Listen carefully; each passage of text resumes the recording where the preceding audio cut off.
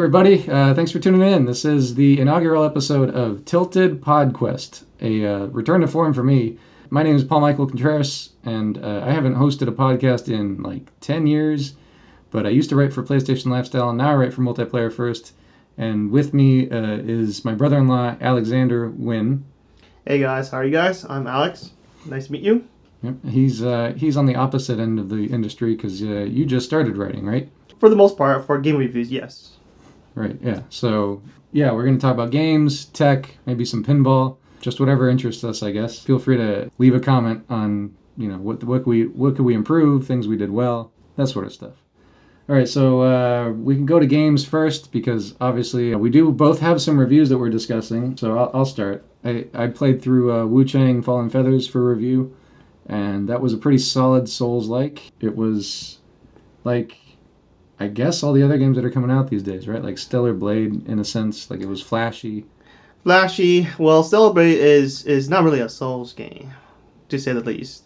But no, the style's there. I play. So I just recently got into Wu Chang as well. Just recently bought the game, and it's I feel similar more to Lies of P. Mm-hmm. The mechanics is rough to get used to, but once you get going, it feels more natural. But like I said, the game's still pretty hard, still pretty rough around the edges. But I'm pretty sure they'll do some updates and improve the game as well. Yeah, have you noticed though some of the weapons have uninterruptible attacks? Some of them do, but there's not really a poise. So there's no poise or stagger. So when you attack an enemy, they can hit you right back, and that kind of sucks. Yeah. Yeah, it's pretty annoying. And then, of course, I found the fall animations were also kind of lengthy. So if you ever got knocked down, you start spamming the dodge button, and she's not doing anything because her animation has to play to a certain point. So dodging would be, I would say, your number one main goal of the game. Playing Souls games, everyone likes to be greedy. I like to be greedy too. But like this game, you have to be very, very restrictive of not spamming that attack. Yep, yeah, I've done that a couple times. Got taken out by some basic enemies as a result. But I found, honestly, the boss battles were more forgiving than other games in the genre.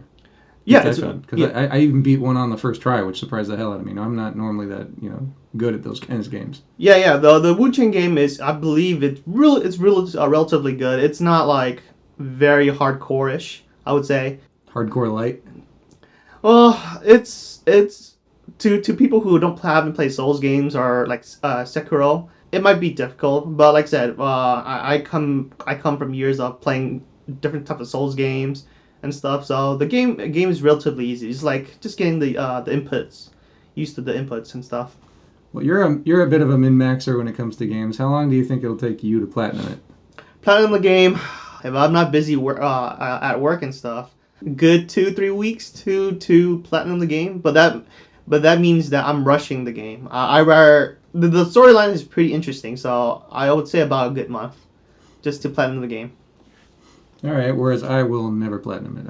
I think I've got like 4 platinums, I think, and the last one I earned was probably, oh man, I don't even know. It's been way too long. What's the last platinum you got? Last platinum was Stellar Blade. The problem is, like, other games came up, and then I was just super busy with work and stuff. And I recently got back to platinum it. But I platinum Clear Obscure and Elden Ring Night Rain. So. How was Night Rain? I'm surprised I'm still playing it. Everyone keeps saying give them a mixed review, but I believe it's still a good game. I say that they need to add more characters to it, but the game's still relatively new, so given time, they'll probably add some more stuff into it. But for the most part, it's kind of like relatively, I would say, linear-ish. In a sense, you're in an open world, so you can go wherever you want, whenever you want. But in the end, it's linear based on where you go. So you go to either churches first or boss first. So it's like, how should I say it? It's not really like a free world you can do because you're on time. You're on a time crunch. So you might as well mark a path that that it does really well, and then get all the gears you need, and then just fight bosses. Moving on, switching gears completely, we do have to talk about another game that you reviewed, Tales of the Shire. Yeah, so Tales of the Shire will be coming out very soon. It's a Lord of the Rings game, but it's not action packed. It is slice of life. Stardew Valley meets Mm-hmm. Animal Crossing, yes. Yeah, right. So it's like that. So Tales of Shire is basically a relaxing game where you build your house, decorate them, collect ingredients to cook, and basically form a relationship with the hobbits. It's just a simple, you know, small community task where you help your neighbors and they give you stuff. That's essentially about it. So when you signed up to review this game, you had no idea. No, I thought when I saw Tales of Shire, Lord of the Rings, I say, oh hell yeah, this is gonna be like going on a journey where it's more focused on like you getting ready to leave, like how Frodo's getting ready to leave the Shire and go on to the quest. Where the movie it speeds up, but in the books it took Frodo 20 years, I believe, before he went on his adventure. Mm-hmm. So something like that. So I thought it was gonna be the same thing, but no, this is it totally changed my entire perspective. Now it is slightly enjoyable, but it's not a game for me. Can't jump over bushes, can't go through bushes, so you literally have to walk all the way around town. So there's no running either. There's skipping, but Skipping. skipping, but it's not. It's like a slightly faster walking, I would say. So it's not the game for me, but I would say like once in a while I'll probably go and like cook some food and stuff because the cooking mechanics is pretty fun. There's like a small fishing game, but besides that, it's a Wettest Workshop, I believe, first game. It's something. I'm not saying it's a bad game. Right. Just wasn't what you were expecting. Well, I wasn't expecting, but it's still good. It still has some elements there that I kind of like, and then I'm pretty sure later on they'll improve it more. So that's my thought on the game. Well, it's funny because that's definitely a rookie move, I guess you could say. Because early on, when I first started reviewing games, I didn't care what the game was. I just there's like, hey, we got a code for, this game. You want it? And without even looking, I'd be like, oh yeah, sure. And then come to find out, it's totally not my kind of game at all. You only learn that I guess after you've been in it for a while.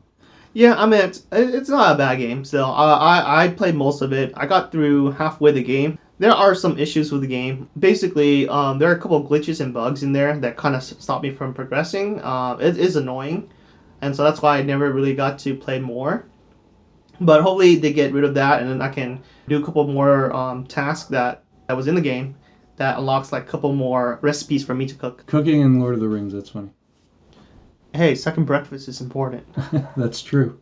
All right, moving on. In more gaming news, it's a couple weeks at this point, but now the Stop Killing Games initiative is making a lot of noise. So, Alex, you're more familiar with that. If you could summarize. For the most part, I didn't read deep into it, but I've been hearing a lot more news lately on that. It looks like they reached past 1 million on petition, UK or EU, I believe. EU, yeah. But basically, Stop Killing Game is basically an initiative to get everyone to realize that it's not, companies are selling you the game, and then when they take the games, like they say, hey, it's the end of life, they take away the ability for you to play the game. So we mentioned earlier, later in the day, Anthem. So if Anthem were to get shut down, the players lose the ability to play Anthem, whether it's online or offline, right? And nowadays it's more about digital stuff, right? So there's not really much more physical. They're not releasing a lot more physical games. So if you were to buy a digital game of Anthem, and then Microsoft says, hey, we're shutting down Anthem, they will take Anthem away from the Play Store or the Microsoft Store, right? And that means you can't log in to play Anthem anymore. But you paid $60 for it already, so it's not really yours. And then I believe Nintendo Switch 2, that's their goal right now, is to give you the license to play the game, but it's not really yours to keep. Yeah, I mean, this is nothing new. Like, I remember back in I don't know, 2000 something, maybe as late as 2010, there was the Matrix Online, and I played that game for a while. I mean, not that long, because that was back when you had to pay monthly to actually play these games. And they brought that offline, just like every other World of Warcraft clone back then. But someone who was obsessed with it before they took it down, they did some sort of, I forget if they did like network monitoring or just packet capturing, but they took it upon themselves, this single fan, to attempt to reverse engineer protocol that the game was used. And long story short, you can still play the Matrix Online if you use this guy's server emulator client. And yeah, it shouldn't be down to just one super fan to keep stuff alive, to keep games alive. You know, and it's usually as simple as a patch. And I'm not a game programmer. I don't pretend to say that any patch in particular is easy, but these seem to be pretty simple as far as game updates go. Yeah, I feel like if it's a monthly subscription and they take it offline, I understand because you're just paying monthly. You're not buying the physical game. So certain games like I would say like Fortnite, Or but free to play. are free to play. Yeah, Yeah. but they spend a lot of money on skins and stuff. But if they do take it down, there's a lot of people that want options to put into the private server and then do that stuff. Hopefully, like a fan or something would take over and and do something cool with it.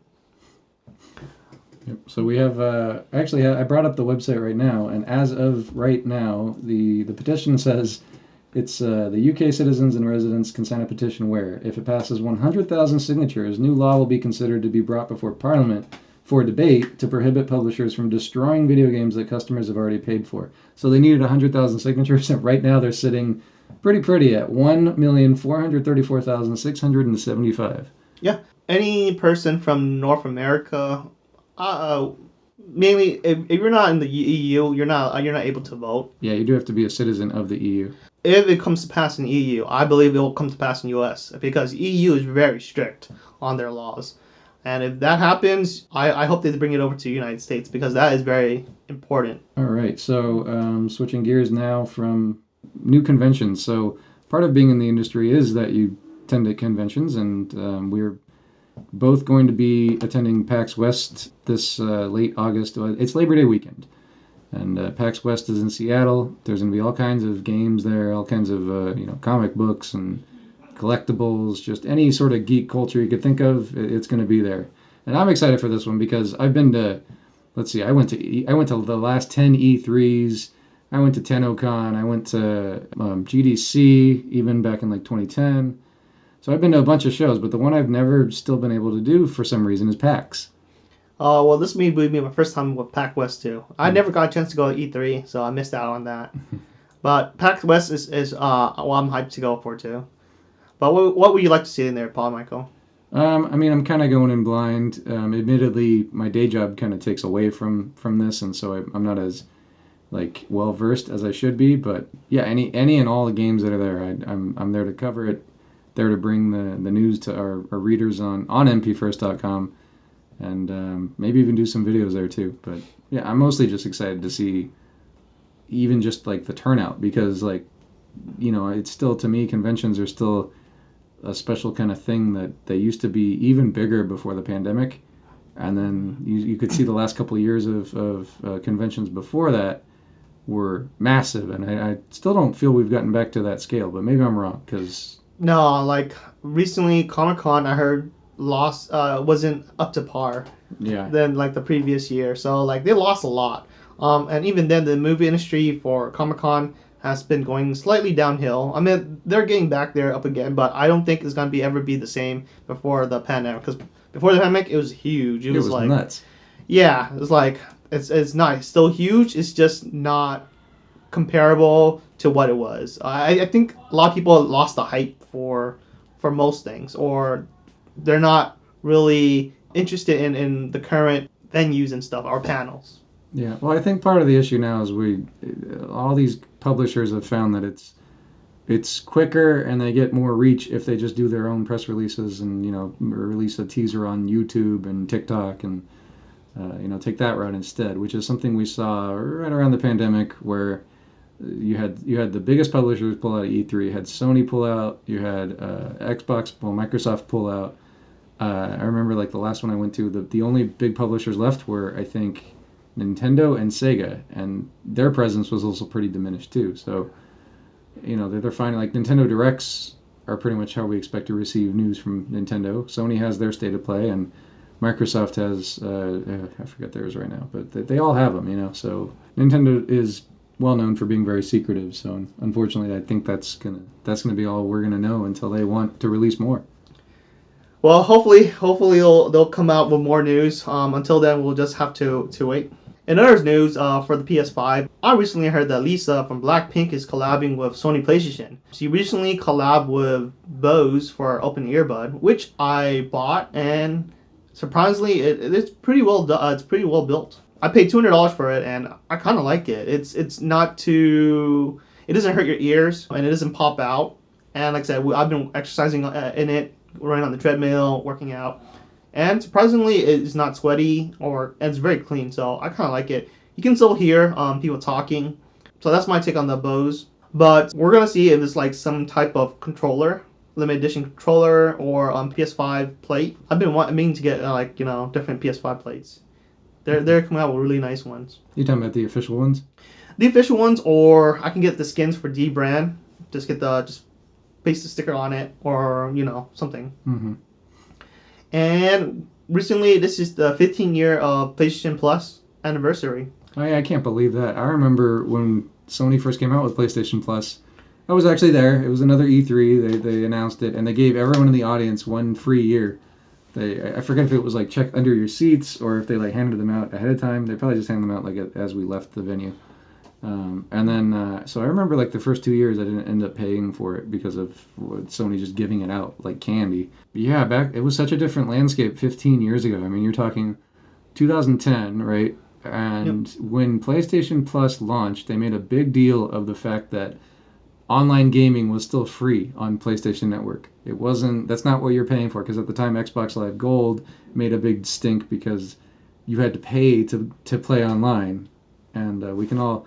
I'm not going to say we can all thank Xbox for that, but they're a big reason why now. Fast forward to now, all three major hardware manufacturers, Nintendo, Microsoft, and Sony, require you to pay to play premium games online, right? I think all of them now, they let you do free-to-play games without needing their paid tier, but it's all frustrating, and it all kind of reminded me of why I started, but why I've always been a PC gamer along with a console gamer, because if the budget's real tight, or if I just don't feel like forking over now $100-something a year, I don't need to pay a dime if I play online multiplayer on PC, which is still kicking without any sort of payment.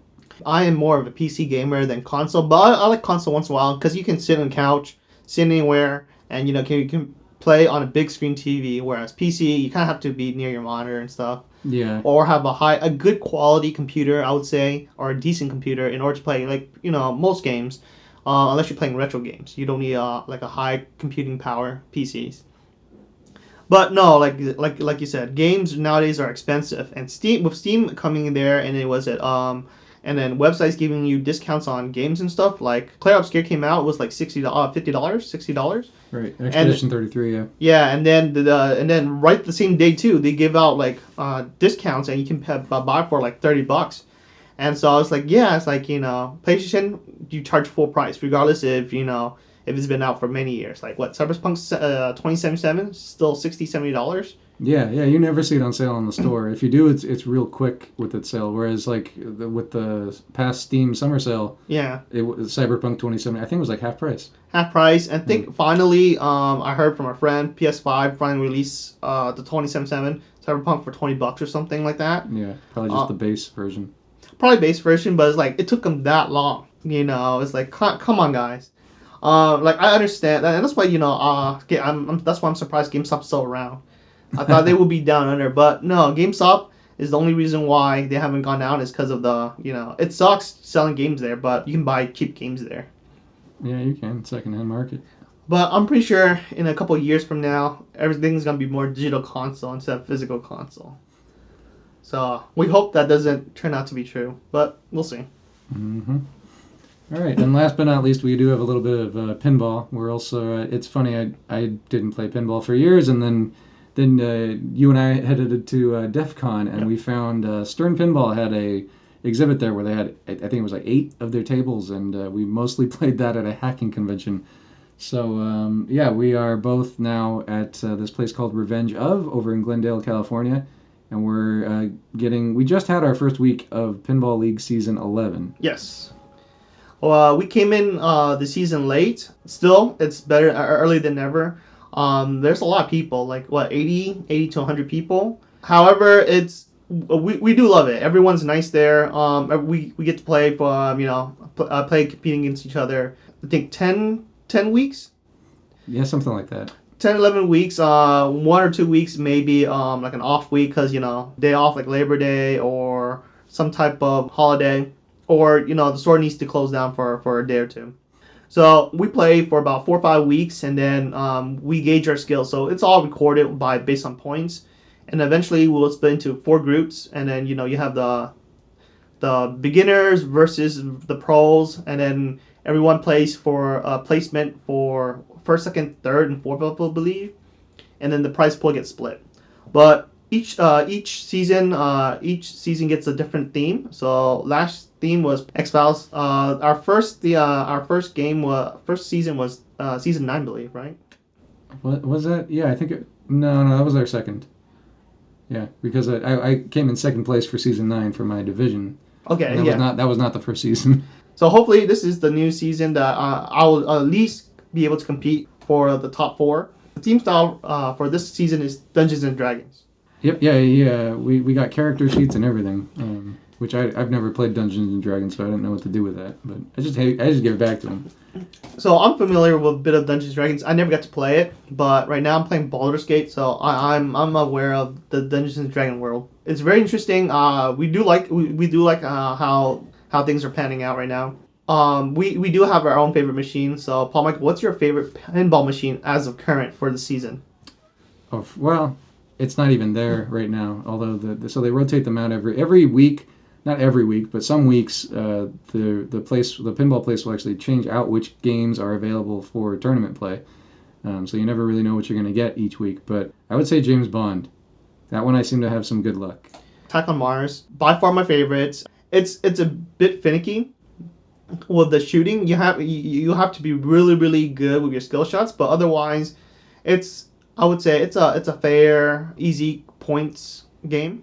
You get to a billion really rather quickly, whereas other games their scorings are very hard to hit even a billion.